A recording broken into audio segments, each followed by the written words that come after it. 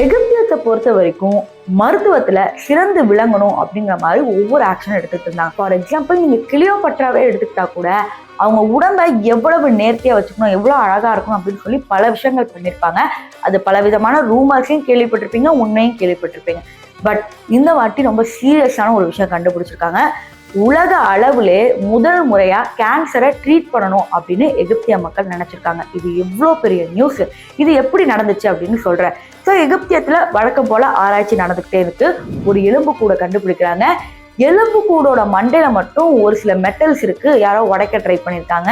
First இது போர்னால நடந்த விஷயம் அப்படின்னு நினைச்சிருக்காங்க. பட் ஆர்கியாலஜிஸ்ட் என்ன சொல்லியிருக்காங்கன்னா, ஸ்பெசிஃபிக்கா ஒரு சில இடத்துல மட்டும் இது இருக்கே, அப்ப இதுல என்னமோ இருக்கு, இதை எடுத்து பார்க்கலாம் அப்படின்னு ஃபர்தரா நம்ம டாக்டர்ஸ் கிட்ட போய் கேட்கும் போது தான் தெரியுது இந்த ஸ்கெலிட்டன் பிரெயின் டியூமரால அஃபெக்ட் ஆகிருக்கு, கேன்சரால அஃபெக்ட் ஆகிருக்கு.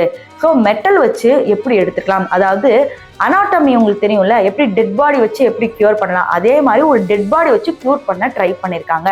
பட் அது ஃபெயிலியர் ஆனனால இது அப்படியே புதைச்சிருக்காங்க அப்படிங்கிற மாதிரி சொல்றாங்க. ஸோ எகிப்தியத்துல அப்பவே கேன்சர் எப்படியாவது ஒழிக்கணும் அப்படிங்கிற மாதிரி ட்ரை பண்ணியிருக்காங்க. பட் உண்மை என்னன்னா, கேன்சருக்கு மருந்தே கண்டுபிடிக்கல அப்படிங்கிறது இவ்வளவு நாள் நம்ம நினைச்சுக்கிட்டு இருந்தோம்.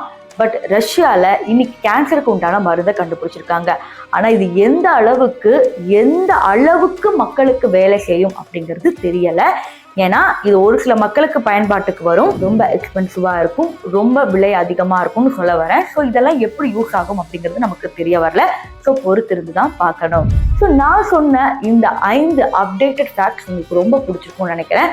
ஸோ இந்த மாதிரி பல வீடியோக்கள் நம்ம எகிப்தியத்தை பற்றியே போட்டிருக்கோம். இதையும் தாண்டி பல மர்மமான கதைகள், அது மட்டும் இல்லாமல் மறு ஜென்மங்கள் பற்றியும் நம்ம அதிகமாக பேசியிருக்கோம்.